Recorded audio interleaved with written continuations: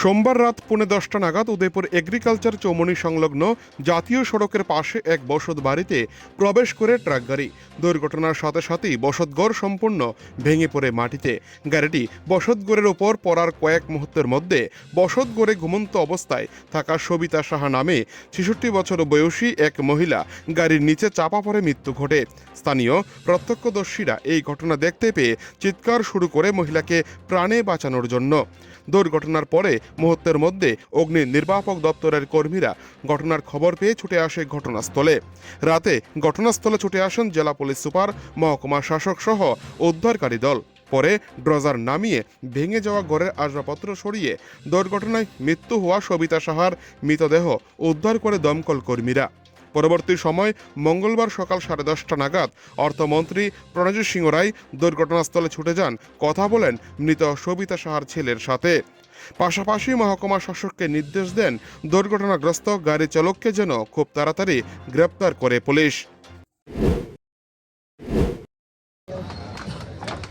এই মুহূর্তে যেখানে আমি আছি, গতকাল রাত্রে ঘটনা, এটা খুবই দুঃখজনক ঘটনা। এবং মানে যে ড্রাইভার, যে গাড়ি চালিয়েছে, সে কী অবস্থায় ছিল সেটা পুলিশ আইডেন্টিফাই করবে।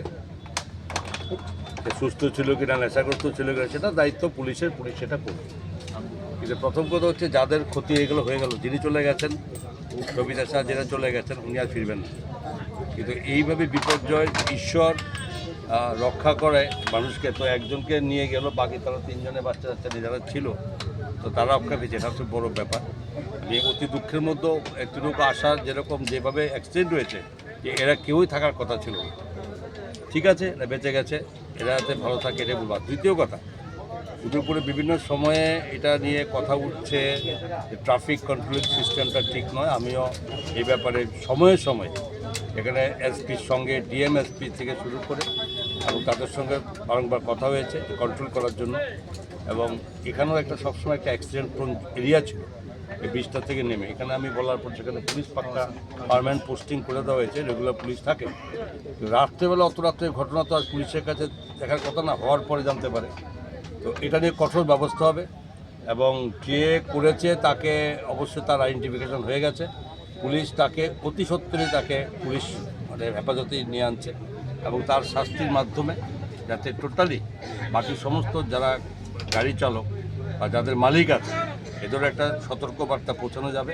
এবং তাছাড়া পুলিশ ডিপার্টমেন্টকে বলা হচ্ছে, আবারও বলা হবে, যাতে এই উদয়পুর ট্রাফিক কন্ট্রোলিং ব্যবস্থাটাকে আরও সুদৃঢ়। অন্যদিকে মৃত সবিতা সাহার ছেলে আমাদের সংবাদ প্রতিনিধির কাছে অভিযোগ করেন, 2024 সালে বন্যার সময় ক্ষতিগ্রস্ত হয়েছিল তাদের গোটা পরিবার, কিন্তু কোনো ধরনের সরকারের সাহায্য তারা তখন পাননি। মায়ের মৃত্যুর ঘটনায় কতটুকু সরকারি সাহায্য পাবেন তা নিয়ে সন্দিহান। তার কারণ, বর্তমানে তারা রাজ্য সরকারের পিডব্লিউডি সরকারি জায়গাতে বসবাস করে আসছেন দীর্ঘ 40 বছর ধরে। আগামী দিনে প্রশাসন তাদের পাশে কতটুকু দাঁড়াবে তা নিয়ে প্রশ্নচিহ্নের মুখে দাঁড় করিয়েছে মৃতার ছেলে গোটা প্রশাসনকে। উদয়পুর থেকে নিজস্ব প্রতিনিধির রিপোর্ট, টিভি 100 বাংলা।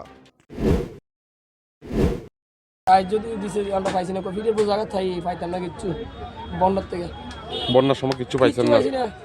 আমি 30 চল্লিশ একটা মাছ বেচা খাইছি, ধরে খাইছি, সংসার চালাইছি। মাছ ওই উপরে দোকানটাতে আসলাম, এই মাছ ধরে বেচতে খাইছি, আর উপরে বেচতে খাইছি। 30,000 টাকা বেচছি। 1 টাকা সাহায্য পাইছেন না? বন্যা পাইছি না, একটা পাইছি না ভাই, একটা পাইছি না।